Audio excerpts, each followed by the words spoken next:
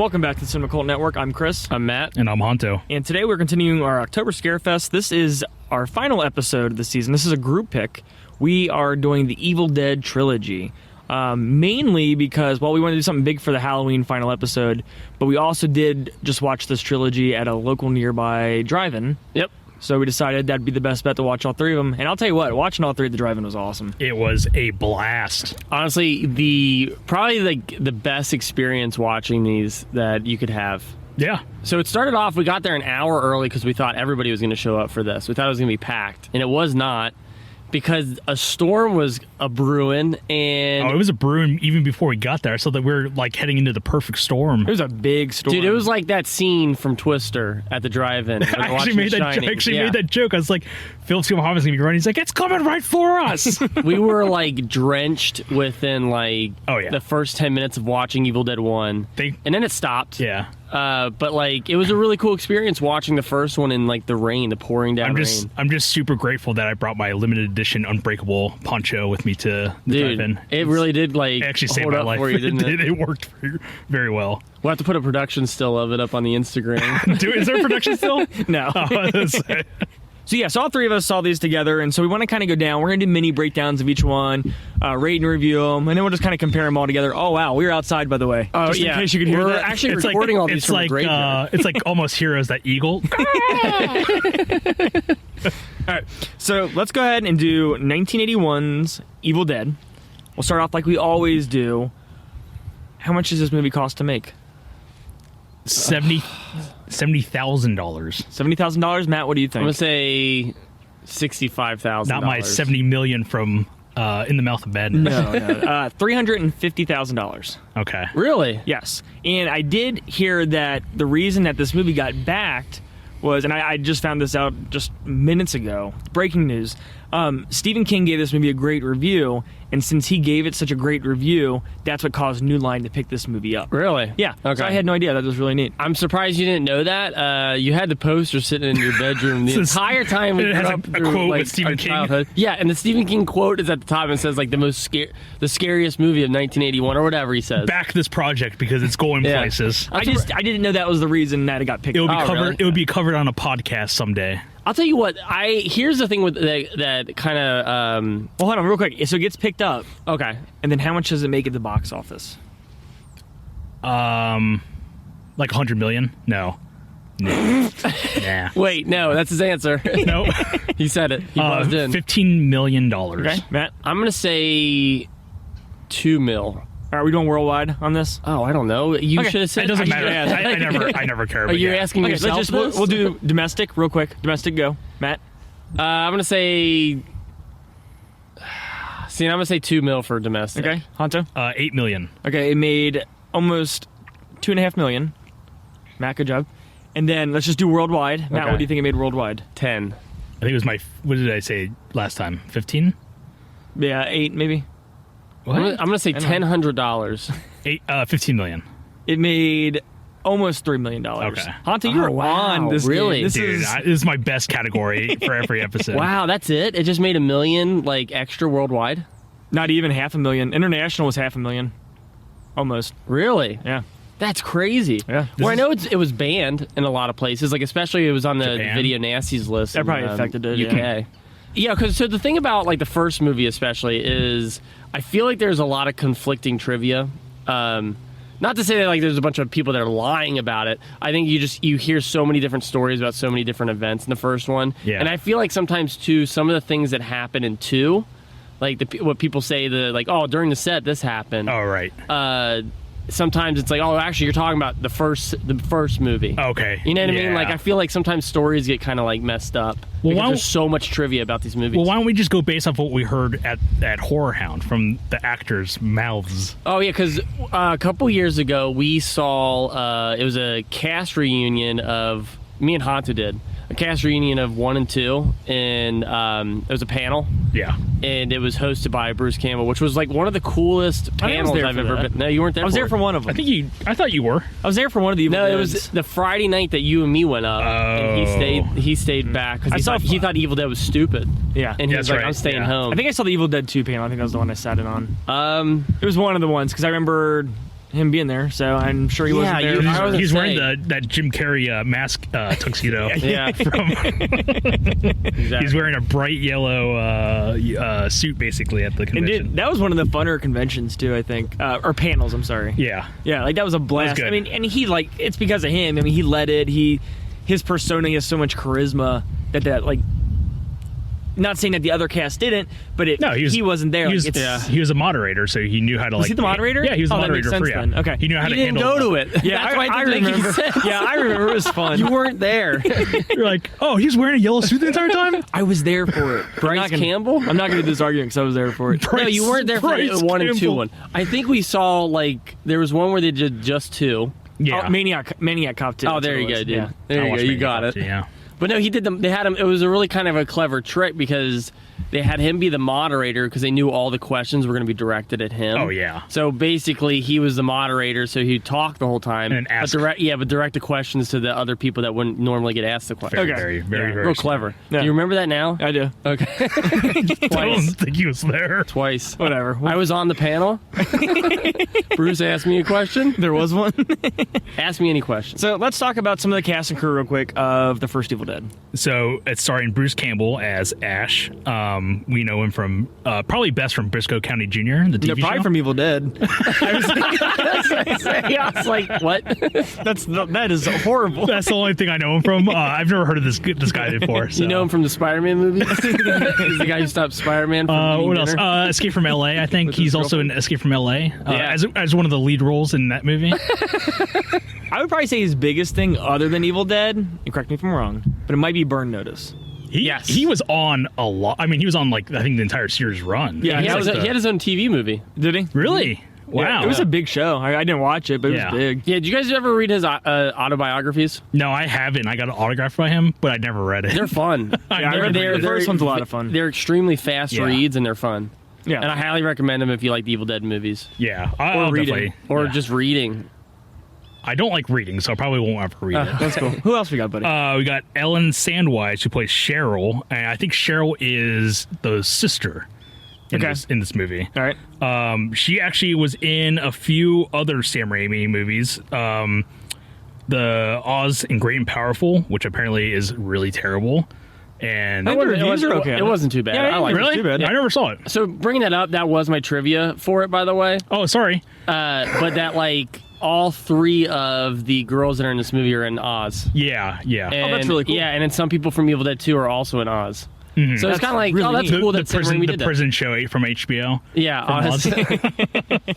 But I yeah, want to watch it now. That's cool. Yeah. she was also in Ash vs. Evil Dead, which is awesome. I finally Oh, yeah, she was in rewatched, or not rewatched, but I watched through that entire series last year, I believe. I am still halfway through season 3. I'm currently watching season 3. I right love now. that show. I think it's super fun. Yeah. It's like just having the greatest time. Just in, you know.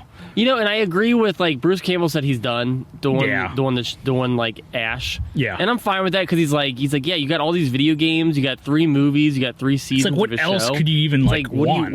else do you need? And I'm like, yeah. Well, he actually had an interview. I think I just read it like yesterday, and he was talking about the new one that's coming out. And Which is was it Dawn of the Evil Dead or Rise Rise of the Evil- Rise of the Evil Dead. And he was like, look, he's like, this book is out there and it's going to torment other people. And he's like, it's not just going to be me, et cetera, et cetera. And I guess they said that the new one is going to take place in a skyscraper. Cool. If done right, I think it'd be pretty cool. yeah, I can dig that. Yeah. It's better because like get out of the cabin. Yeah, like, and they go to the cabin several times in the TV show. Yeah. Do like they? I only watched the multiple first times. season, but- it's awesome. I would Yeah. highly recommend it, especially after watching all 3 of these. You should just go ahead and Yeah. burn through the rest Yeah, of it's the a lot of series. fun. I think it's like if I think it makes fun of itself more than Yeah. Army of Darkness does. Yeah, it's more hokey, like Yeah. hokier than because at least with like Army of Darkness, we'll talk about it later, but it's like an action kind of adventure movie. This one is kind of more of just like comedy with horror elements, and there actually are parts where it's like, oh man, this is a terrifying moment of the TV show or Cool, whatever. okay. But I'm having a lot of fun. There's a few other people. Richard DeManincor, who plays Scott. He was not really in anything else after this. He was in one other thing called Crime Wave. You got Betsy Baker, who plays Linda.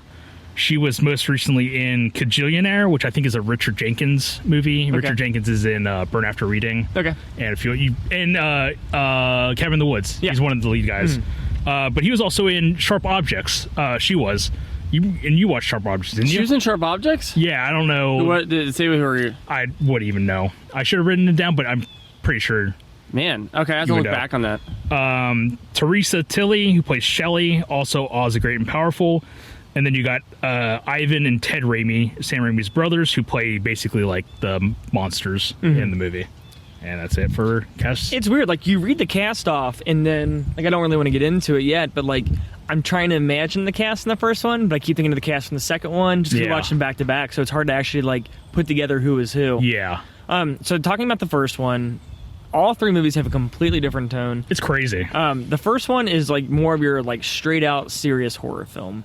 And It gets actually kind of comical towards the end. you think so? When they start doing more of like the gore in his face, like I don't think it's spraying. intentional, though. I think It comes you think across so? as funny. I feel Yeah, like, okay. and I feel like they kind of took that and kind of spun into the sequel where they're like, Okay. oh, let's just have fun with like Yeah. a gore fest. I'll tell you what, man. It's like the last like 30 minutes of this movie is just like bonkers gore. Like, there's no. I mean, I love the movie, But it's like- there's not even a story anymore. But it's like, what else just- are you gonna do with after everyone else is dead? Pretty Yeah. much, like how do you do this movie? I guess Exactly. I mean, it's an only. But- all three movies are like, I think they're all like 84, 85 minutes Yeah. long, and like you can only do so much. Like you said, like after everybody's gone, like what do you do for the last half an hour or whatever? The last part, actually, I was like watching it last night. I actually watched this trilogy earlier this month, so it was awesome just watching a drive-in setting. Yeah. But the end of this first movie, it almost becomes like a cat and mouse game between, I guess, is it his Shelley? yeah, Is that the last one? I think so. Becomes like almost like a cat and mouse between Ash and Shelley towards the end because everyone else is dead. So it's like, how do you create that tension and horror? You can't just make it like a solo game, with I think that's where like the strength of the series comes from, though, is that when it is him by himself and all the things they can do with like one person in the room yeah. and like me and like sometimes no monsters, Mm-hmm. because Evil Dead does it a lot, where a lot of the weight of Evil Dead 2 for the first 40 minutes is Ash by himself laughing crazy. at lamps yeah. and like fighting his own hand, and it's really Yeah. cool because it's like, oh, this is like it's not him talking to anybody, it's him Yeah. just kind of interacting with whatever's alive in the room at the time, and it's really fun. I think that goes to show like how awesome, like it makes sense now after this first movie, like why Bruce Campbell became such like a impact on the Evil Dead franchise and like a more leading role and stuff, because he just like he totally carries the movie. I agree. Yeah. I don't want to get into it yet because Yeah. wait until we talk about the second one, but I don't see it in the first one. Oh, Like, yeah, he yeah. comes off in the first one just like He's a background character. he's just But that's what's cool too, is because they kind of set it up for him to be kind of like a background tertiary character, and Scott becomes the kind of lead, like Yeah. I'm gonna do this, I'm gonna do that, and then as soon as he kind of leaves for the woods yeah. and comes back, it's like, okay, now this is Ash's story. Yeah. Which is really like, it's different for them to do something like that. I would almost say like, because we're going to talk about it here and there, but the Evil Dead remake does that, where Mm-hmm. Yeah, they totally. make her brother the lead of that movie, and then all of a sudden, like the last 30 minutes is her. Yeah. And it's like, Yeah. and then you realize, oh wait, she was the lead of this movie. yeah, It that's was- done really well. It's even to the point because I think in the trailer they switched a couple scenes around, because there's a scene where she's using a chainsaw and it's like she's like screaming, there's blood spraying. There's an alternate version where they like shot a version of him as that, like in that scene where Oh, he's really? using the They did? chainsaw Oh, and cool. spraying all over his face and Oh, stuff. that's really cool. So they made it seem like it was going to be the guy, Yeah. and then it Well, ends they up even being like the girl. Yeah, and they even gave him like, I want to say that like, this is just from memory, but they even gave him like the blue shirt Yeah. to make him like oh, this is Ash. Like, Yeah. this is the new. I don't remember any of this. And This hell, is they really even cool. like in the remake, they make her like the Deadite, that basically the sister that gets possessed first, and then she gets out of it, Yeah. and then becomes the lead That's role why the entire time. And it's like, I really dig the remake. I think, or it's not even a remake; it's a continuation. Yeah, But because of that, I think it's like the thing that's like I could say about all these movies is it's kind of except for Army of Darkness, but they're all like, you just don't know where they're going. yeah. Like Army of Darkness is the only one where you kind of watch and you kind of know where that movie's going. That's But like because Evil Dead I 1 and think- 2, you don't know where they're going, and I- and they're just kind of. I think with Army, that's where it's like what is it, Universal Studios at this point. Like it gets studio backing, so it's like now there's more control of like, all right, we want you to go this route with this movie pretty much. Yeah.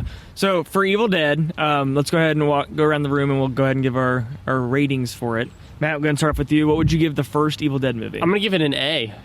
Okay. I think I'm going to rant a little bit here for a second, but I think what I like about this movie so damn much is not only is it a fun just scare fest, but if you know the history on the movie, it makes it so much better. It's like every single shot in the movie has a story attached to it, where it's like, how did they do this shot? One of the things we talked about last night when we were watching, we talked about the clay animation. Oh yeah, and about how it's awesome. And it's like, you know what? They don't have to do this. No, like they're all like they're like amateur filmmakers, but they all they don't have to go. Past this line of doing like stop animation, which sounds so tedious and annoying that most filmmakers be like, no, I am not. Especially when you're using film and you have no After Effects or digital DSLRs to take pictures or whatever. They're using like legit film to animate this. I just feel like there's so much blood, sweat, and tears on the celluloid. It's just kind of it just resonates. Where if you know the story behind it, you're just like, this is great. Like this, the fact that these guys made this, and it's hands down the most influential at home made movie kind of. You know what I mean? Where it's an independent movie in a sense. Okay. But so I'd give it an A. I would say I would give it like an A plus if maybe certain story things didn't go the way they did, but it's like I'm not knocking on that movie at all for it. I think it's insanely innovative, and I mean I watch it like every few years. Okay, Anto? I'll probably go B plus. Okay, I think it's a solid first movie. I guess excluding his short movie Into the Woods, I think is what it's called. Mm-hmm. I think is it? Yeah, I think that's what it is. Yeah, it's basically like they did the short film. Is it Within the Woods? Or maybe it's Within the Woods. Yeah, Within the Woods. It takes place in the woods. I should have done my research for this. No, you're right. It's Within the Woods. But so he did the short version of that, and then he did this movie first, and I think it's a solid first entry from Sam Raimi. And I think it's a pretty great. There's some technical achievements in this movie as far as cinematography goes. I think it's like some of the shots that they do, especially and they kind of accentuate that like in the next movie, and then the rest of like Sam Raimi's filmography is where they do a lot of the quick cuts or like the weird camera shifting around, and then even like some of the first person perspective of the camera, the Evil Dead chasing him in the woods and stuff. Like I think that's pretty well done. Okay. I don't know, sometimes I don't really know how they do that stuff. Yeah, I'll go ahead and give it an A minus. I think it's I think actually what Matt said was pretty accurate as far as like every scene has a story. I think the blood, sweat, and tears thing really honed it in for me. It actually just bumped my letter grade up after you said that. I was like, yeah, you're right, man. You can see it in this movie. It's just there, and solid A minus for me. So I think a lot of it too is like they I mean, and like not to knock them, but there's so many mess ups and missteps in the movie where it's I think you're pointing at. Were you pointing at like the lights in the ceiling? Or something? You can see like the lights in the ceiling. You can. I mean, every time they show the moon, it's like a square in the sky. Where they did a dual process on it. I think the part which is unintentionally funny that I thought watching this again was that I think Ash's biggest obstacle or enemy in this movie is a shelving unit, two different shelves that fall over on him. But when he's fighting, I think it's Linda, I think at the end, he's fighting Linda, and he's picking up this 300-pound block of wood, and he's like hacksaw Jim Duggan from wrestling, like hitting her and whatever, and then like this like soft plywood shelf falls on him. He's like, I can't get up. And see, I can't breathe. You bringing up the hitting her with the plywood or whatever it was. Like, we were laughing at that, but I don't think it's supposed to be comical. That's what I'm saying, like, unintentionally funny. I feel like, and that's what I mean, I don't think the first one is supposed, I could be wrong because I didn't make the movie, I don't think there's supposed to be any humor in the first one. I think it was supposed to be like a straight out, like, this is a horror flick. Yeah. But there's plenty of times we laughed at it because there's a lot of funny stuff in it. But it's like, we've seen Graveyard again. Bird. We've seen like really bad though, like low budget independent movies where it's like, ooh, that's pretty bad. Like the acting's atrocious. Yeah. The acting's pretty decent in this movie. Like, and I always try to, like, when I'm watching, I try to figure out like what is it that sells it for me. Like why am I not picking everything apart like I do like other independent low budget backyard made movies? Right. You know, like is it because there's and like the closest thing I think of is. Maybe because the progression of the movie is so fast, it doesn't give you time to look at like what's wrong about it and like you're constantly like looking forward to the next plot point, I guess. Or whatever. Yeah, and it's like, you know, when the monsters are melting at the end, the Deadites are melting. You're so grossed out by the milk and the oatmeal and the cockroaches. Yeah. That like you completely forget about like, oh, he just grabbed that book with the necklace and like that makes no like logical sense how he did that. And it's also just like kick Scott off your leg, like in the face, and then grab that book. But he's like, no, I got to use this necklace because it's plot pertinent to the story. And I think that's like what Matt said, though. I think it is. You could just see the effort, and that's why you kind of give it that pass. Yeah, absolutely. Creates tension. All right, so at this point, let's go ahead and move on to the next film, Evil Dead 2, Dead by Dawn from 1987. Let's go ahead and talk about some of the cast and crew. Psych. Let's go ahead and talk about the budget. I was going to say, wow. So how much do you think it cost Evil Dead 2 to make? Okay, the first one, how much was the first one? You said 300? The first one was $350,000. $3 million. I'm gonna go with 1 million. Okay, Honto? I said $3 million. Okay, $3.5 million. Damn it. So Honto, you did good. I'm back in the game. I'm back. I'm back, baby. So we don't have any international. So we don't have domestic. So we'll just say worldwide. How much did Evil Dead 2 make? $20 million. $20 million. 27 versus 20 million? Yeah. It made almost $6 million. Oh, what the So you guys I wouldn't by default. crushing it.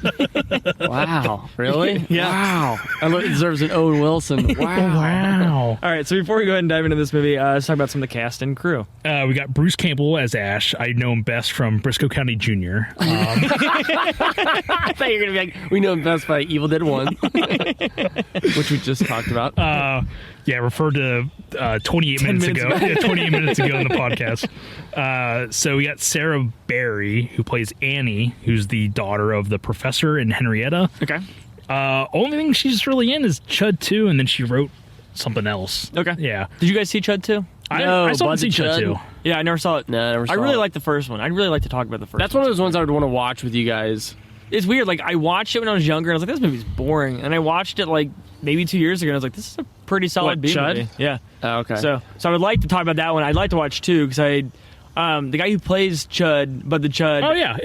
He's been in a lot of stuff. Yeah, he's in Child's Play 2 as the dad. Yeah, yes, he is. Yeah. And he's also in Police Academy 6. Of course you would know that. I can't remember the name of the subtitle of that movie. So I used to, I don't have your login information anymore, but I used to have your movies anywhere or movies Voodoo, everywhere. I think. Yeah, whatever. He changed it to protect his Police Academy collection. Yeah, I remember one day. It's my biggest collection that I own. You guys own Friday the 13th. I got Police Academy 1 through 7. I go on there every day because you have some good movies on there. And then one day I just went, it's like, and all these movies started popping up. I was like, that's a lot of Police Academy movies. I got the animated series. I got everything. Citizens on Patrol. Yeah, there's an animated series. There is an animated series. It's crazy. I think I've only ever seen like parts of Police Academy, like 4 or 5. I watched the ever living hell out of those movies when I was a kid. Yeah, yeah. I had seen one. I don't remember. You know what? I was watching them recently and I was cackling. I was laughing. Dude, they all kind of blend together. They blend together for me. They're terrible. One is very raunchy. Yeah, one is actually like a legit boob comedy. Yeah, and then I mean that's what it is. Yeah. Like an 80s boob comedy.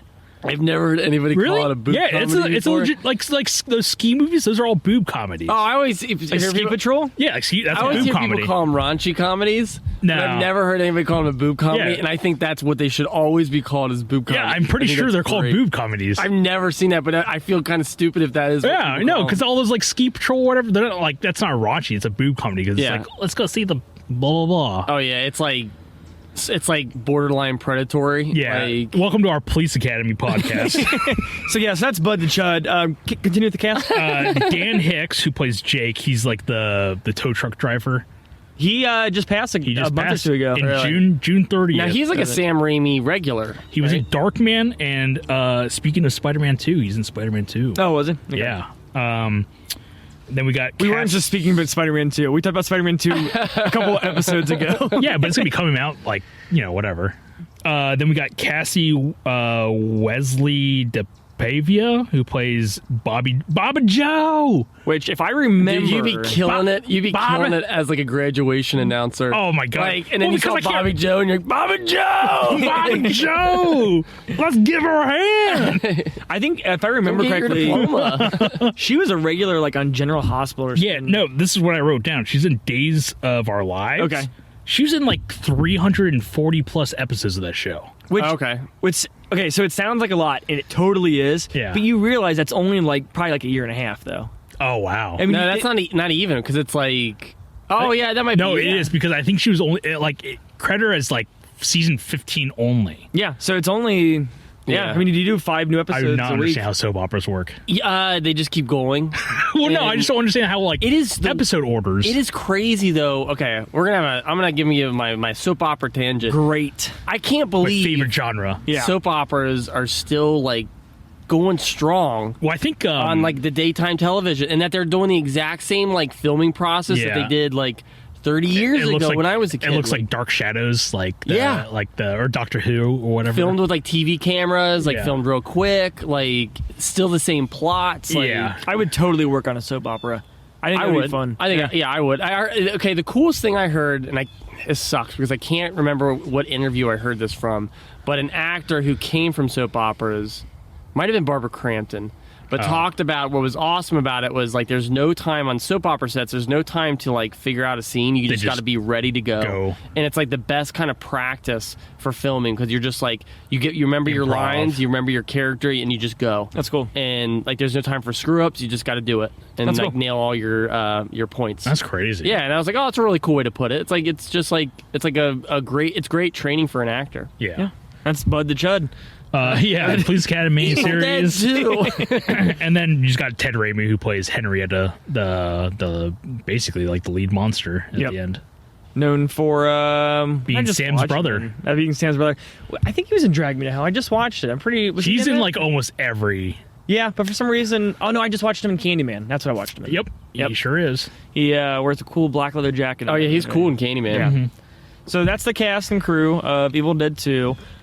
This one is a lot different than the first one because, so it starts off, the first like 10, 15 minutes are basically a remake of the first one. It's like previously on Evil Dead. Yeah. And then... Sans all the friends. It's just him and Linda.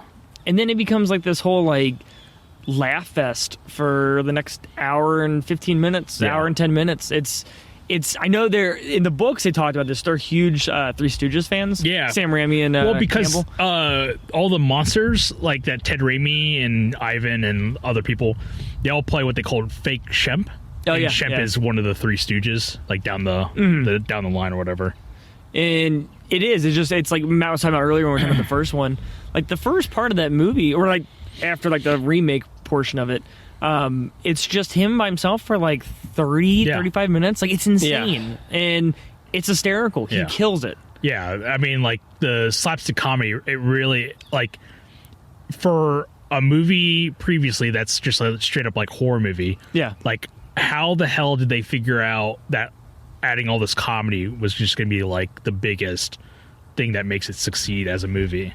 Because it is hilarious. It's weird because the movie comes out like 6 years later or whatever, and you could tell they weren't like after the first one they were like, all right, we need a second one now. So there's not a lot of pressure. So it seems like they just had fun with it. It's 6 years later. Yeah, I don't even think it was really that big by 87 at this time either, right? 87's is like the year for like 80 horror movies. But I'm saying like Evil Dead. Like, I imagine gotten real buried.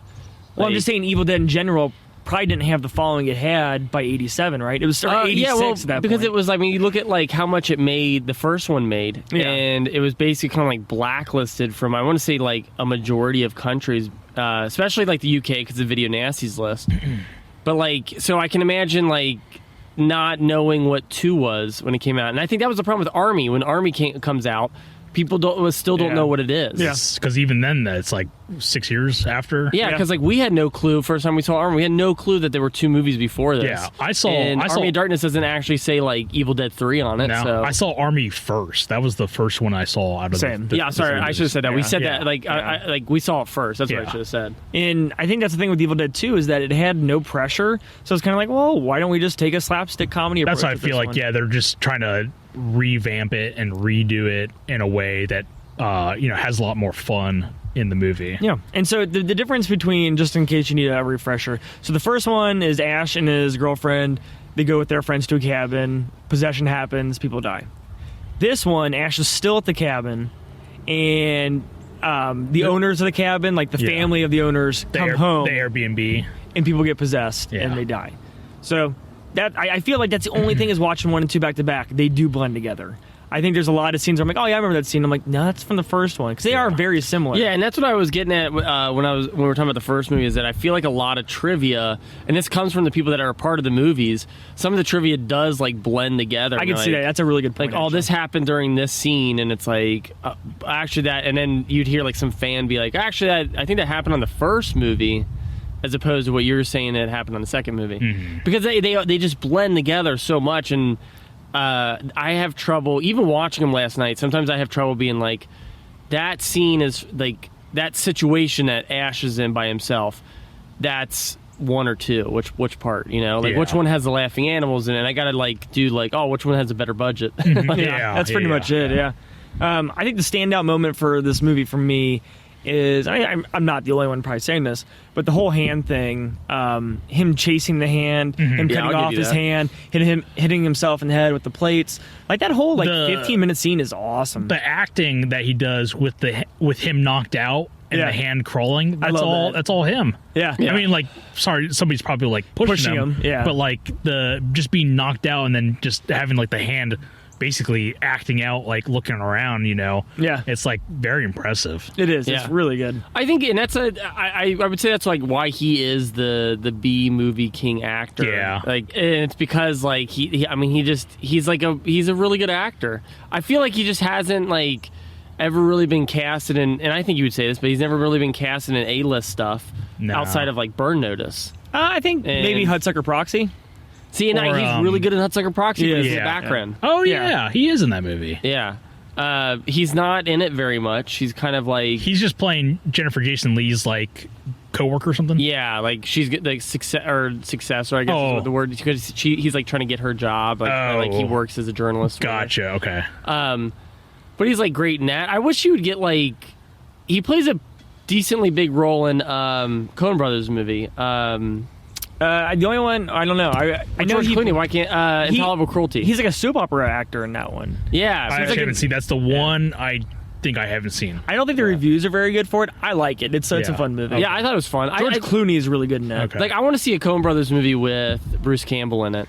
I always want to see these kind of like these big directors just basically say, hey, let's do a small movie, a low budget movie. Let's get the crew together, the old crew back together. Like, I'd love to see. It doesn't have to be Evil Dead involved, but it could just be like Sam Raimi working with Bruce Campbell again on a movie that's not, a big budget movie. Yeah. Like, I'd love to see it from like Steven Spielberg, like where it's like, hey, I'm going to work with a really tiny budget on this movie. Yeah, I don't know why these people have to go, all out with their budgets. Just people see them. Like Scorsese's the same way. I'd love to see like the just like I feel like if I was a filmmaker, I would want to get to a point where I was like in my 60s and I'd be like, you know what? I kind of want to go back to the glory days and make something a little bit small. Yeah. And make sure it has a small budget so it's like tight and get everybody involved. Everybody gets like some of these big actors that are well off.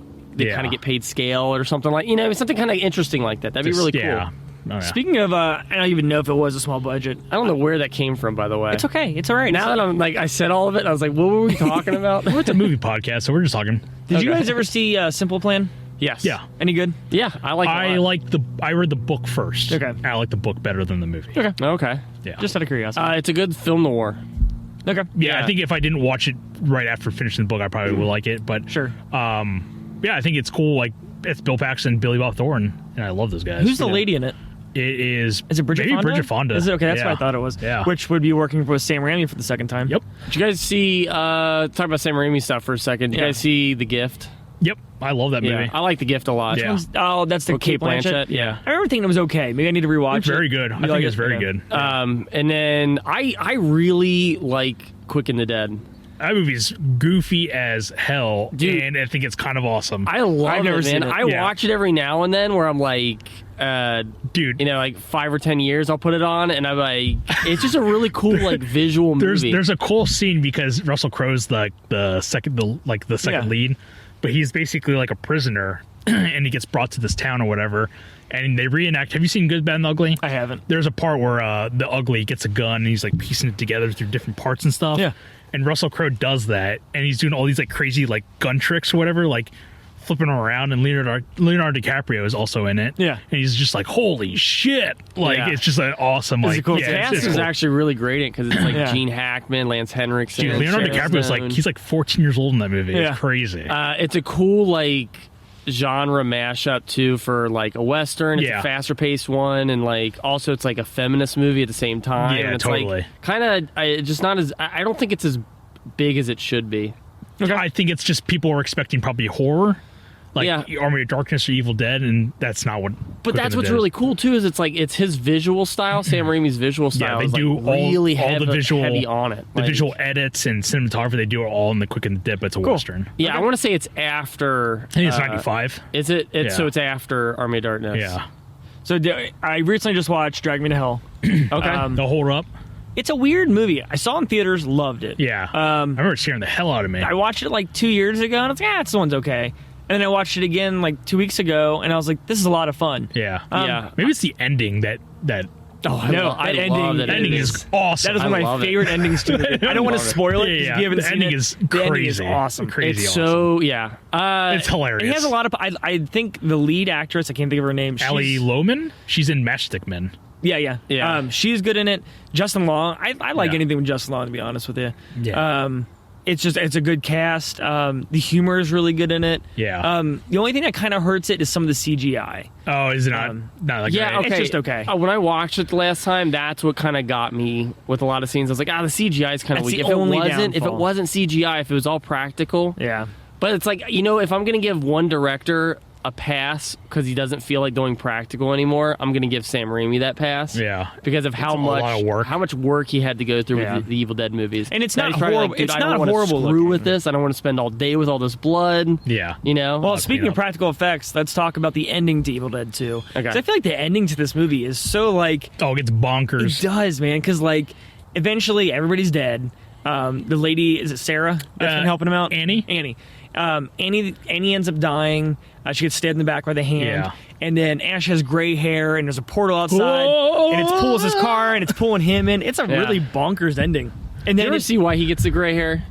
see why? Yeah. I know. I figured it was because he got sees scared. he sees the entity. Like Yeah, the there's Evil that Dead. part though. Like I don't know if it's like.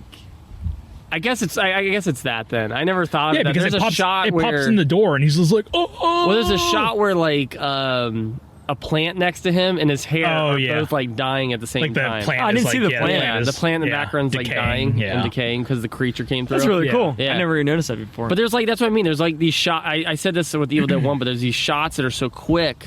Yeah. Yeah, you're like there's like some cool stuff going on in them, and it kind of helps you get past the overall fakeness of certain situations. Right. like I said, Yeah. so he gets sucked into the portal, and it ends with him going to these medieval times. Yeah. End of Evil Dead 2.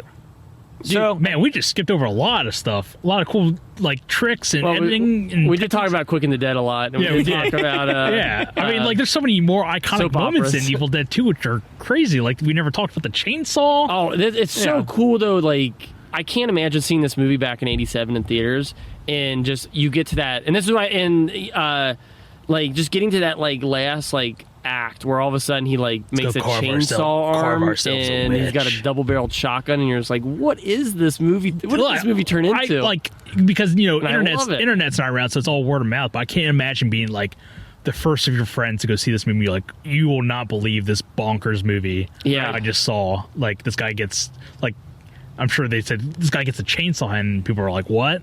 and then they go out and see it, and they're like, "This movie's amazing." It is really It would have weird been really cool to see. when you compare it to the first one, and he's like the hero by default. Yeah. In the first one, like he just happens to be the last one alive. Like this last half of the movie, he's like There's like the hero. so many iconic lines in this movie where it's just badass of this character, especially like, it's like groovy when he gets the chainsaw, but like the one that stands out to me the most, and it happens in this and Evil Dead, is where he's like about to go head to head against one of the Deadites or whatever, but he just says, "Let's go." Yeah. And it's just like, man, that's awesome. It is cool. That's so awesome. So real quick, let's go ahead and just give this some grades real quick. Matt, what would you grade Evil Dead 2? Okay, so I'm going to take my grade back from Evil Dead 1. Of course, because you don't have anything written down, so go ahead. Why would I have to write these down? Because you can't remember the first one, that's why you're changing it. No, I'm taking it back because I gave the first one an A. I'm going to give the first one an A-, and I'm going to give this one an A.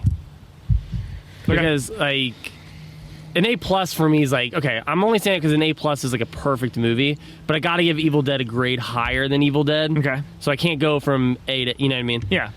So I'm going to give this one an A because I think it's just like damn near perfect movie. And spoiler alert, the best of the series. Okay. It's a perfect mashup of horror and comedy. And it's like whatever, I can't remember the runtime for it, but it just flies by. It does. It's a this one very does. quick watch. Yeah. The first one flies by, but this one, it's weird. They're both the same runtime, Yeah. but this one feels like a faster movie. I would like to see, okay, I haven't done it in a while, but I'd like to watch the first one with somebody who hadn't seen it before, any of the movies, and has no familiarity of it. So that way I can kind of vicariously live through them a little bit and see like, do the scares work? Yeah. Is it still as gross as I remembered when I was a kid? Sure. So you gave the first one a what? Say it again. First one is an A-, and then this one is an A? an A. Okay. Hanzo? I will probably I'll probably Evil grade Dead this 2. Briscoe County Jr. The cabin days. The cabin days. I'll probably give it like an A-, I think. There's just a couple slow parts for me, and that's just being too critical. Okay. But this movie cruises by, easily watchable. But yeah, I think it's an A- with me. Okay. Only because watch this backwards. I like this movie though. It's weird, yeah, because I watched the series backwards too, because I remember I got Army of Darkness. We watched it with our father, which I think is the reason we got into horror movies. Yeah. And then you couldn't find Evil Dead 1 anywhere. That's I finally same found with Evil me. Dead 2 on VHS.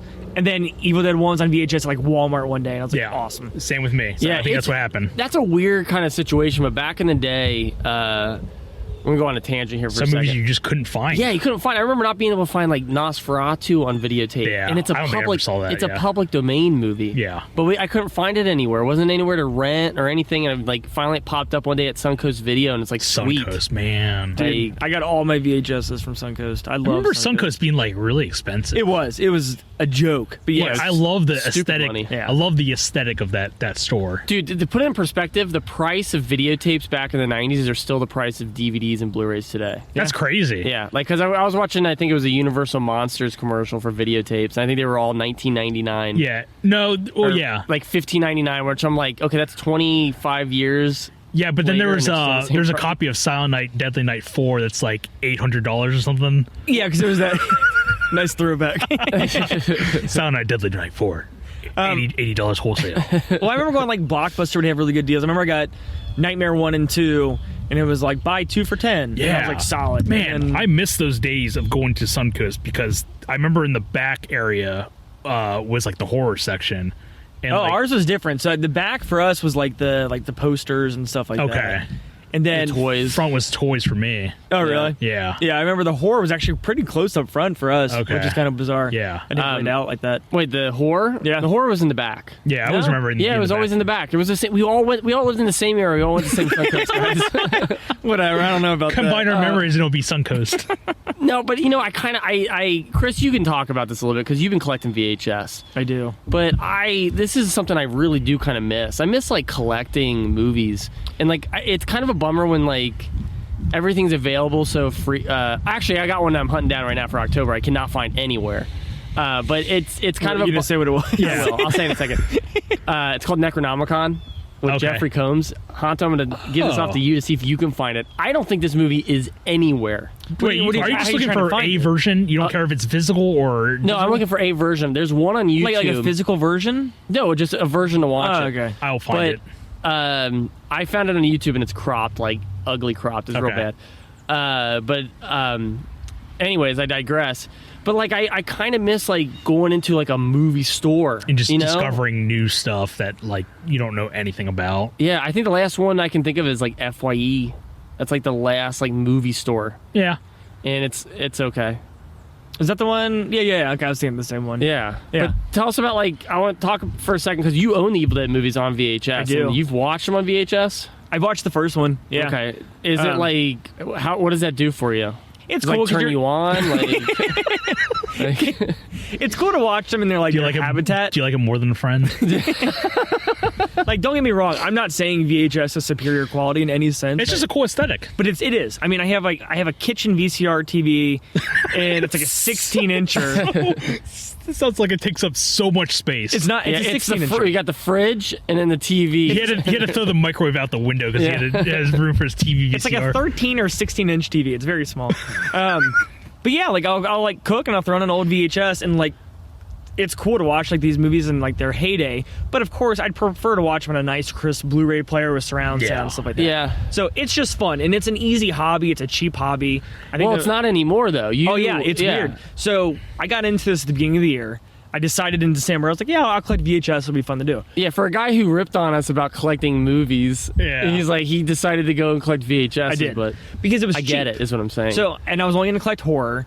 And then I was like, you know, I only collect horror. It And I was like, spiraled out of control. I real won't fast. spend over $1 on a VHS. yeah, like when you brought home the Problem Child trilogy, that's when I was like, wow. You he's really- have Junior in Love? I don't. It's just the first two. Oh man. The fact that you knew that. You have Junior in Love? You have Milk Money, right? I have 2 copies of Milk Money. What? Yeah. Wow. So, and then throughout the year, they kept getting more and more expensive. And I think people started to catch up. There was a supply and demand. Yeah. And now when I go out to buy them, like these stores that they were all $1, like no joke, like the cheapest one now is like $5 or $6. I honestly And don't there's think. there's only a couple I've spent $5 on, but I'm not spending $6 on on a VHS. Yeah, I'll give you that. Yeah, that makes sense. So that's Evil Dead 2. Oh no, I gave this an A-. So I score it the same as 1 for different reasons. Blood, Sweat, and Tears in the first one, doing something different with the second one, being bonkers, and trying a different route of like the humor. So both Yeah. A-. Okay. So at this point, we move on. What? There's a third one, you say? Yes. Army of Darkness from 1992. Is it the Medieval Dead? I wish that would have been the name. They should have called it that. I want to say that was a production title that they passed on. Okay. They did. Oh, for Sam sure. wanted to do it, and I think the company's or the, Universal. Yeah, because it's big studio at this point. Yeah. They're like, that's stupid, Sam. But it's That's like what they said. Don't do that. it's stupid as they looked at the poster with the guy with the chainsaw arm. With his like chest, like Yeah. shiny chest. That sounds ridiculous. Grow up. Medieval Dead? Are you kidding me? Now, just make sure his chest is a little bit. So what was the budget for Army of D? Okay, what was it for 1 or for 2? Sorry, For 2, I think it was 8 or 3.5 million. Yeah, 3.5 million for 2. I'm gonna go with 15 mil. Okay. Damn it. Honto? I was also going to say 15. Good, high or low, dude. Do the Price is Right rules. All right, dude. What are we going to do? Go for it, man. Do it. We're going to do 14 million. All right. 11 million. Damn it! You encouraged that. Oh man. All right, and how much did it make? There are no international, so we'll just say worldwide again. Matt, worldwide, how much did it make? I'm gonna say 14. Okay. Honto? 16. It made 11.5 million. Damn it! I knew it was under. So it barely made its budget. I'm sure with video rentals and Yeah, the cult following. everything that followed after this movie, I'm sure they did. Yeah, because it's like, okay. how else? Yeah, there's a success story somewhere around there. So Army of Darkness, real quick, picks up right at the end of 2 when Ash gets sucked into the. Did they have a name for it? What he gets sucked into? It's just the portal or whatever. Okay, that's what I figured. Yeah. He gets sucked into the void and he goes back to medieval times. And it's all about him trying to get back home. He unleashes all these demons by accident because he's a moron. What's our letter grade? So that's basically the plot of the third one. And I'll tell you what, watching these back to back, it is so refreshing because this movie starts off and you're like, oh, this movie has a budget. It looks good. You're like, oh, cool. It's not taking place in a cabin. You're Yeah. like, it's very nice to a different watch location. after the 2. This movie is a blast. Yeah. It is just fun. The pacing on this one is awesome. Can I bring up somebody from the cast, because I haven't done cast I guess if you want to, go ahead. Do you know who the lead actress is from? Embeth Davidtz? I don't. Who plays Sheila? I don't. I do. But Yeah, go ahead and it surprise blew Chris. my mind. I know, right? It doesn't look like her. I'm excited. What do you got? Okay. She has a stellar kill, or she dies crazily. Okay. She gets smashed in 13 Ghosts. She's the paranormal like ghost inspector Betrays that betrays him. Betrays Monk at the end. I have not. There's a seen part it where in she's years. like trying to squeeze through, and the walls are closing. Yeah, remember the walls shift around all the time? yeah. Closes on her face, and you see like full like face like squeezing. Yeah. Ooh, I don't know. I don't remember Yeah, this. it's crazy. But it doesn't look like her at all. Nope, not at all. And It's then another only 8 years later, I think. Another casting though is I told you this last night at the drive-in, but the girl at the very end of the movie in the supermarket. Oh yeah, dude. Is I looked at you guys. I was like, she's from something, and this drove me nuts. I forgot. We just talked about this. It makes she sense. is Adam Sandler's girlfriend from Wedding Singer. That's right. Yeah. I Which totally like forgot about it. blew my mind. Oh, did when I saw text you guys I was that like no 3 way. months ago? I don't remember. No, I think I texted you that because I was watching it on the that documentary on the Shout Factory Blu-ray. You're right. So going back to the main Which is lead, actually that's on YouTube if you guys ever wanted to check that out. The Wedding Singer. Yeah, good one. Cool. No, just videos of wedding singers. Yeah. Okay. Check them out. the main lead actress, does she play the evil version as well? Yeah, I think so. Okay, Yeah. I couldn't tell. She does really good when she plays the evil version. And I did research on this too. There was a lot of speculation. We talked about this. That what's his name from House of Thousand Corpses? Bill Moseley. Yeah, Bill Moseley. He plays one of the captains, and a lot of the speculation was that he was playing Evil Ash. But it turns out that Bruce Campbell played Evil Ash in this movie, Okay. which I had no idea. I thought it was a different actor. Oh, really? Yeah. Yeah. So once I you know Bill know, Moseley- you can see it. Yeah. I want to for see if Bill sure. Moseley plays a couple characters, just like Ted Raimi does in this movie. Ted Raimi. Plays I think like he's 3 only characters slated in this movie. as the Deadite captain. Okay. Which But is the guy with the there's eye a part patch. where they showed Ted Raimi. Yeah, he like, plays. He literally plays 2 characters, and they show him like shot to thought so. shot, almost back to back. Like he plays the scared knight, and then he plays then 10 seconds clerk. later he's like, "You can count on my steel." Oh no, that's the same guy. I think. Ted Raimi. Yeah, no, it's the same character. No, it's 2 different characters. Is it really? Yeah, and then he Oh. plays what Ted Raimi S-Smart The worker. S-Smart, yeah. So he plays like 3 different. Yeah. roles. He's got a crazy haircut in this movie. So who are some of the other actors and actresses in this movie? No, nobody really. Yeah, there's like not a lot of people. Can I ask? So the guy that plays the main Arthur? Arthur, Yeah, I think. is he supposed to be like King Arthur? No. Yeah, I don't think so. I think they're trying to go off of that because it's like he's got a wise man who's supposed to be like Merlin. Oh, Yeah, yeah. I way. didn't think about it that way, but yeah. But I don't think it's supposed to be like the legend of King Arthur or whatever. I was just asking. It just Yeah. like I never caught his But name. I till did this I one. did find it hilarious that the guy that plays Henry the Red, the Yeah. guy at the end who Yeah. comes in to save the day, Richard Grove. You would think he's European. He's actually just from Phoenix, Arizona. Oh, really? Yeah. Good for him. Wow.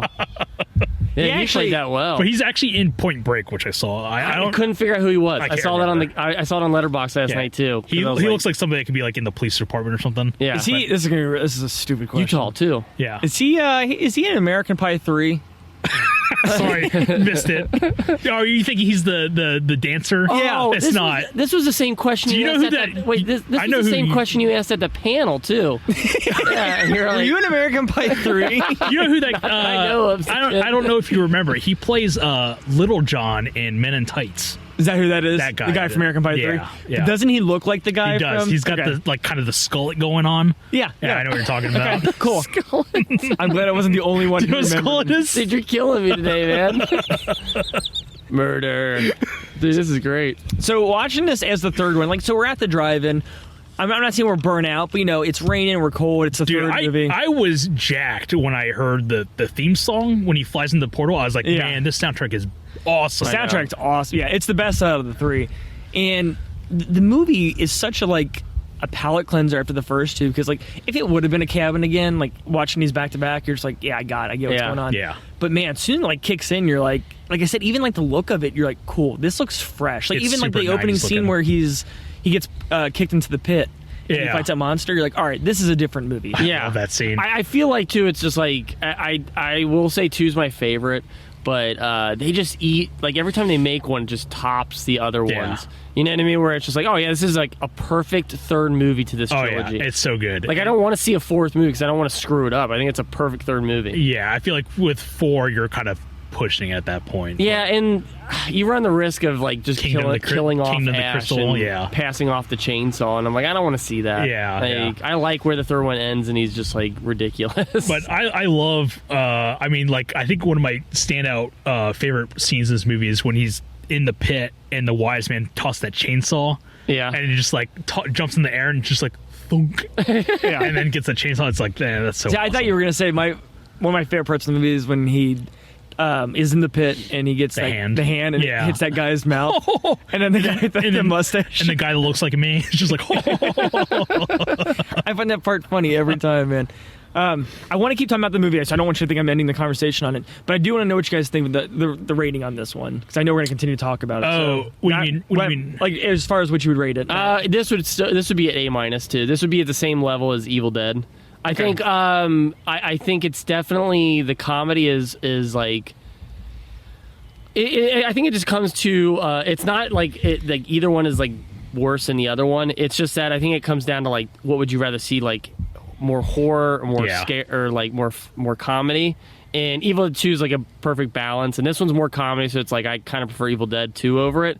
But Army of Darkness holds a special place in my heart because the first time we ever watched it, and just kind of like this entryway into these movies. Oh yeah, and it's like, so I've definitely seen this one more than Evil Dead 2. I think I've only seen Evil Dead 2 like 4 times, 5 That's times. about right for me too. Yeah, So and Army of Darkness I've seen like we wore this videotape the Same fuck here. out. Like, all the best parts. Yeah, all the best parts. But if I was ever an actor, like, I would love to do the monologue from this movie where he's just talking about the shotgun. Oh yeah, Like, that'd be my theater monologue. Like, everyone pick a monologue, come up to stage. Like, which one are you gonna do? I'd be doing that one. That's awesome. So how did you rank them? Evil Dead 2 is your favorite? Then Evil Dead 1 and Army of Darkness get A-, and then Evil Dead 2 is an A.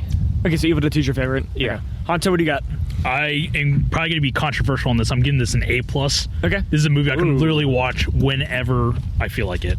Because I'm an adult. I was just gonna say, wow, no one tells you no. I order don't need whole entire anybody- pizzas by myself. I don't need anybody to tell me what to hour-long watch. Shit. Yeah. And I'll watch Army of Darkness whenever I I'm in want. command of my own destiny. No, I absolutely love this movie. Mirroring what you said, this is like the entryway into Evil Dead for me. I saw this, I think, like on USA when it was back in the day. Okay. And I fell in love with it immediately just because it was such a weird movie, not knowing the context of like what it all means, I guess, like where it all came from. But like I said, this is a movie that I can just throw on whenever.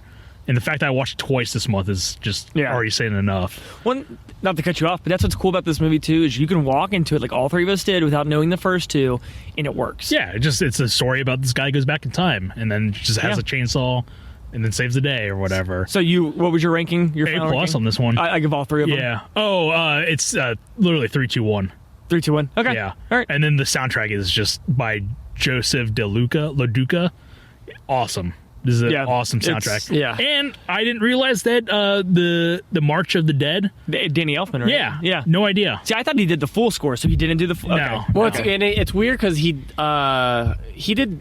Darkman came out before Army of Darkness, right? Or was I it think after? so. I think it was like 90 or 91, I thought. Okay.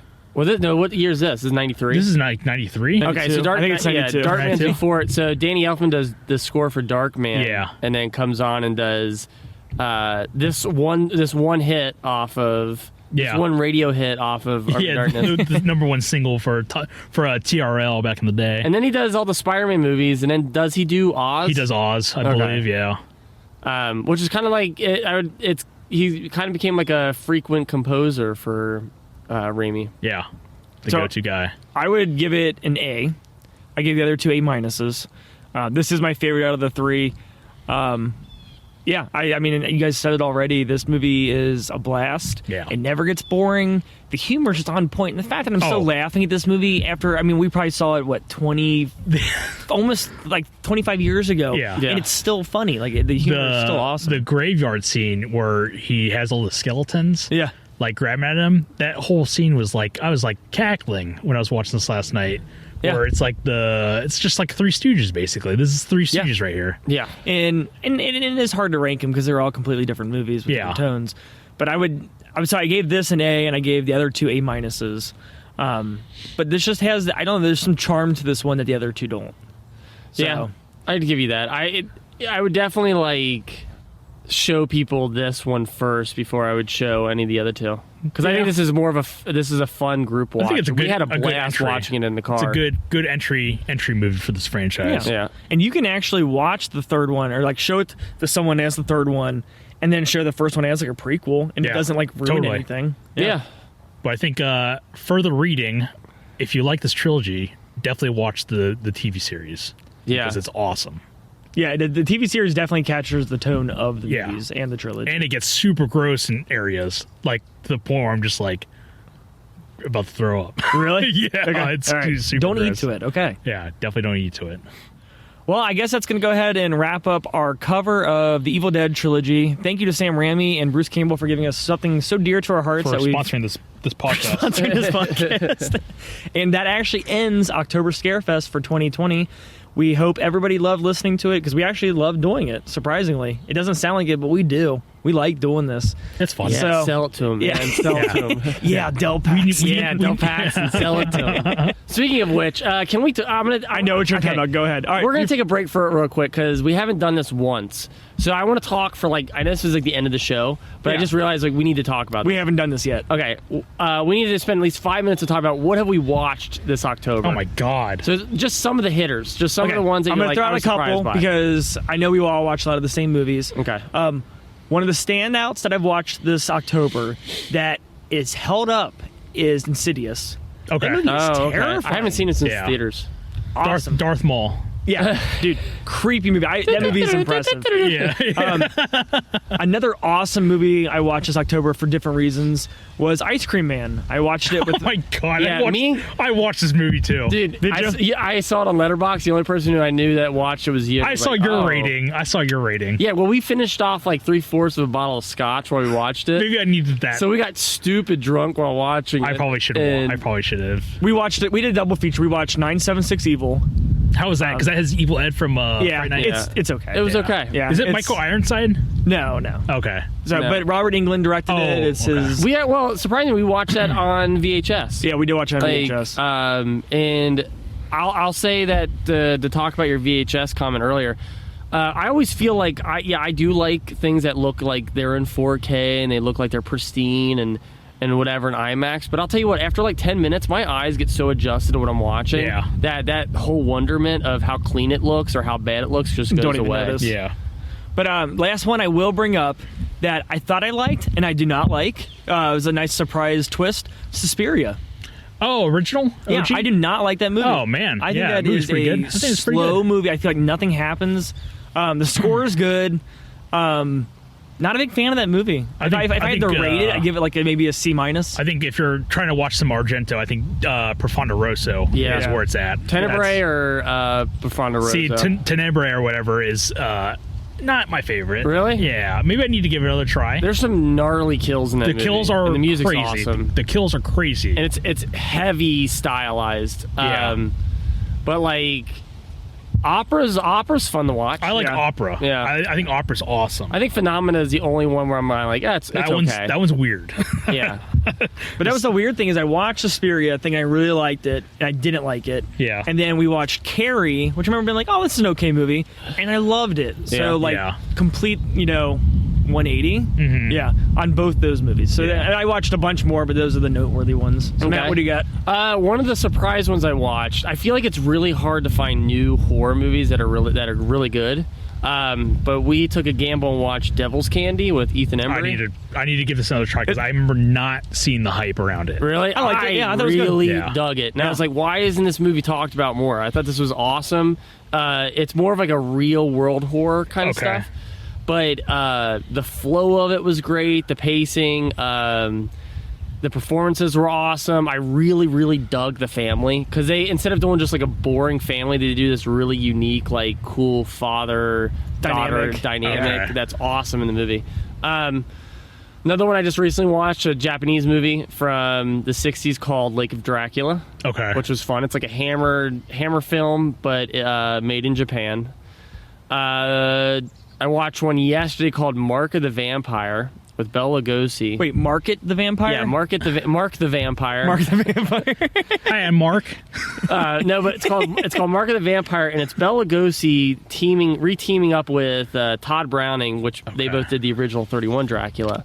And I would go as far to say that it was better than the original Dracula. Okay. Because the original Dracula is one of my least favorite Universal monster movies. There's a lot of cool special effects. The ending was kind of a surprise. If you don't know what you're getting into, you could be probably very disappointed by it. But the vampire effects and mood that it establishes is like, oh, this is the Dracula that everybody kind of like parodies and takes stuff off of. Yeah. As far as like rips stuff from, and because the 31 Dracula is kind of like, you guys have seen it, right? Yeah. I think so. It's just kind of like, it's very dry. Yeah. There's no special effects, maybe like a bat with like wires on it, that's it. But like this one's got like them transforming from a bat into a person, or like a half bat, half person. There's some really cool stuff in it. Cool. Okay. I will add Mark the Vampire to my list of Mark movies to the watch. Vampire.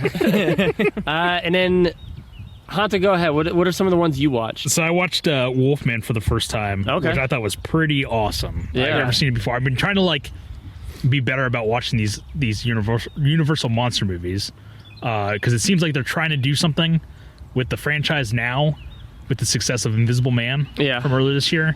Yeah, So I guess Apple TV just announced Scarlett Johansson's doing it. They're doing a Bride of Frankenstein. Yeah. Okay, it's It's a version of it. It's Bride of Frankenstein. It's like it, but I don't think it is. It has nothing to do. It's a different twist on Bride of Frankenstein. I think next for the franchise they're trying to establish, which is like the Leah Whannell verse, I guess, is I think the next one is Frankenstein.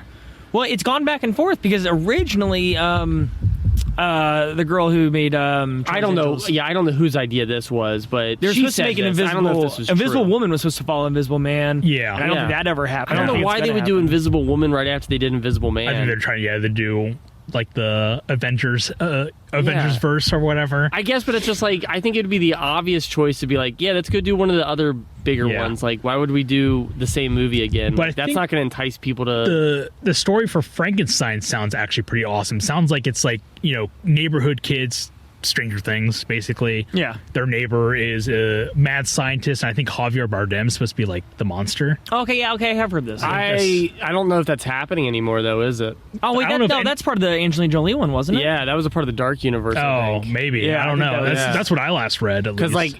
Angelina Jolie was supposed to do Bride of Frankenstein, too. Okay. Well, I don't know. But I don't know if movies are even going to happen. I know. I don't know if movies are a thing anymore, but... I think what I heard was Dracula was up next. Okay. I feel like that's the logical next step is to do a Dracula movie, but that seems also like they've done it multiple times. Yeah. It doesn't make sense. Yeah, it's gonna be like, what new can you bring to the table? Right. You know. Right. I liked Wolfman. I bought that Universal box set, and we've been going through them. Wolfman's good. I like it. Yeah. It's kind of slow. The ending's abrupt. And we watched Invisible Man, the Universal one, the original, following that. And I don't know if you've watched Invisible Man. That was solid, man. Invisible Man was awesome. That might be my favorite movie I've watched this October. What else do you watch, Honto? I finally went through the Maniac Cop series, and to be honest, because I always saw them in the video store growing up.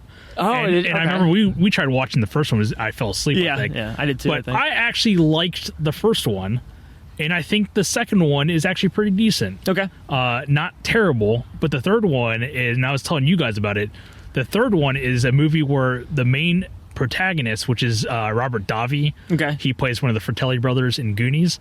That movie is basically like he's in the movie and doesn't realize he's in Maniac Cop 3 until like the last 5 minutes. It's like, oh my God, it's this guy. I had no idea he was around. And it's like, where the hell is it worth been? watching? It's stupid. Is it bad? Okay. Yeah. Okay. But isn't there something like kind of cathartic about watching like a movie series, like just straight through? I feel like you're watching like a season of a show. Yeah, you're right. Like, I got to keep watching the Maniac Cop. Well, I did that with the Omen series, and that was a mistake. Like I did it with recently. I did it with the Friday 13th, the Halloweens, and the Nightmare on Elm Streets, and it was really cool to watch and we did it last night with the Evil Deads. Yeah. But how they progress. Yeah, just seeing that how the budget gets a little bit better. Yeah, and it's like you feel like you're watching like a series where you're like, what's the character up to in this episode? Right. Like, yeah. Right. But keep going, sorry. and then I'll just quickly Altered States, which has been on my list for a long time. I like this movie a lot. Dude, weird movie. The visuals are crazy. I felt like I was on drugs. Really? Some of these scenes. Okay. I was watching it straight, like, totally sober. I was like, what the hell is going on right now? That soundtrack's great. Soundtrack's pretty cool. Soundtrack's cool.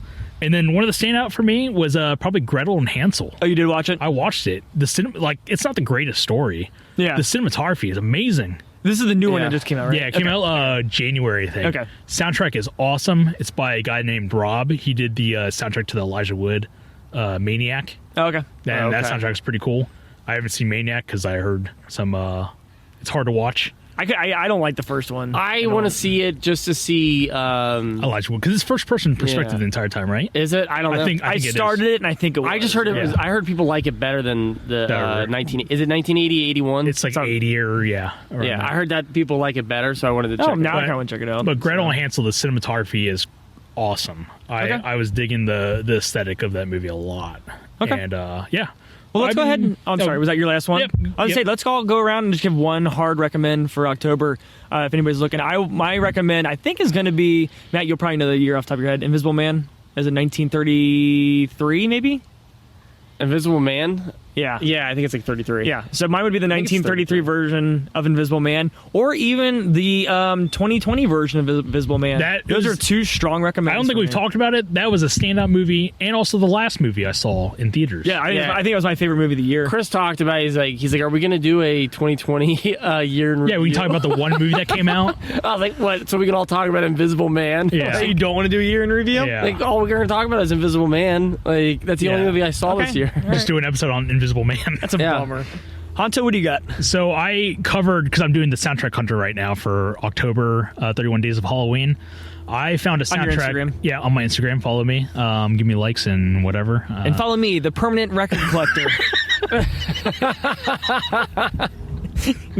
It's a true story, but it sounds horrible. Go ahead, Hanto. And follow me, the permanent hunter. The permanent marker hunter. Where I just retag all these guys' posts and make my own monster post, my monstergram. I found a soundtrack on deep discount DVD or whatever it's called. Super cheap. When I just took a risk. It's a movie called Lake Nowhere. Very low budget from 2014. And I was surprised at how much I enjoyed it. Okay. It's a very low budget. What's it called again? Lake Nowhere. Lake Nowhere. Okay. And it kind of opens up as Grindhouse, like from 2006 or 2005. Yeah. Where it has your fake trailers. Yeah. And then just goes into this low budget-esque movie. It's not the greatest movie. Okay. I had a lot of fun watching it. And I think it's like only like 50 minutes. It's very short. 15? 50. Oh, okay. I thought you said that too. I was like, well, that's not a movie. Yeah. it's like 50 minutes or something like that. All right. It's Okay. not okay. long. So it's 50 minutes. How much are so with the trailers attached on, it's like maybe like a 60? I think the trailers are like, they only take up like 4 minutes. Where did you watch it off of? I think it's on Prime, Amazon Prime. Okay. I'll watch it. You said that, and the only thing I could think of was, you know that movie Cabin by the Lake? It was a USA original movie with... Judd Nelson? Judd Nelson. The fact that all three of us can't believe I knew that. That's awesome.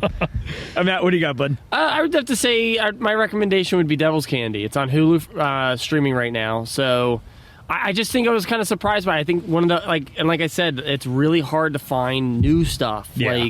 That's good, because we get so bent and stuck in the 80s. And it's like, well, the only good stuff came out of the 80s. And it's so hard to find stuff that's, new, effective. And, I'll say this.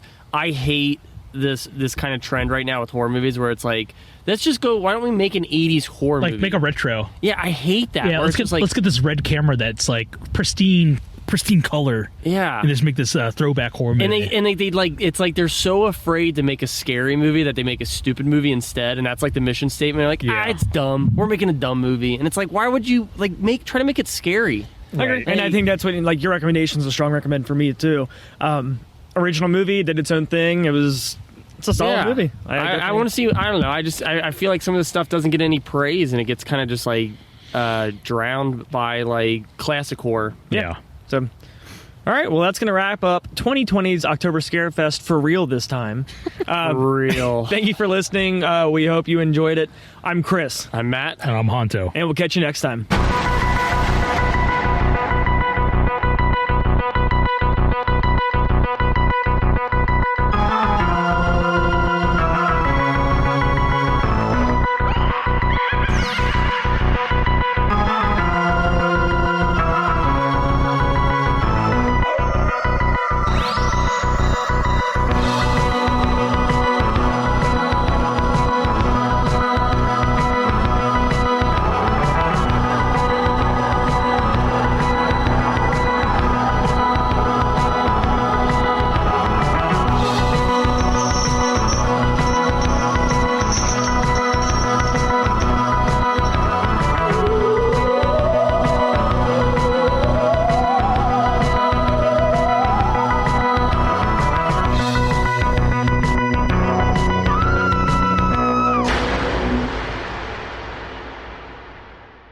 But okay, so the weird thing is though with Evil Dead is that there's so much trivia about it that I feel that there are like kind of conflicting trivia pieces from like just different people part of the set, you know? Yeah. Because I feel like I've heard stories and then I've heard like conflicting stories about certain things, about how much. Why don't we just go based? Why don't we just and- go based off of the stories we heard at Whorehound from the actual people? Yeah, from the mouth, What? from their mouths. Yeah, from the mouths. Yeah, from their mouths, like the words that came out of their Yeah. mouths. That trivia. What are you staring at me for? I thought you were Dude, gonna it tell a sounds stupid. story. Yeah, Fuck. I'm literally waiting for you to tell this I'm trivia. waiting for you to tell a story. I got no story. You just talked about. You're like, I heard that. Yeah, I just- there's, okay, you're like, all right, there's this all right, conflicting story. No, I'm just saying that I didn't say that. I said there's conflicting Okay, trivia. you're just saying in preparation for when you Yeah. do the trivia. Yeah. Okay. Let me say that. Three. Again. Jesus Christ! You stared at me like. No, I was also confused. Yeah, we were both. Okay. confused. All right. 3, 2. Then honestly, cut all that. What I just said, because it doesn't make. If it doesn't make any sense, it's not gonna make any sense if I say it again. Figure it I out. get to go like, oh, I'm gonna say the same thing again. You both are gonna stare at me like dumbfounded. Like, there's no story. We need to recreate that. There's no Yeah. snacks. That's the outtake right there. Yeah. From the mouth. From the mouths. from the mouth. mouths of Okay, words. I think that's the keyword, mouth. That's where I'll cut. Okay. All right. 3, 2, 1.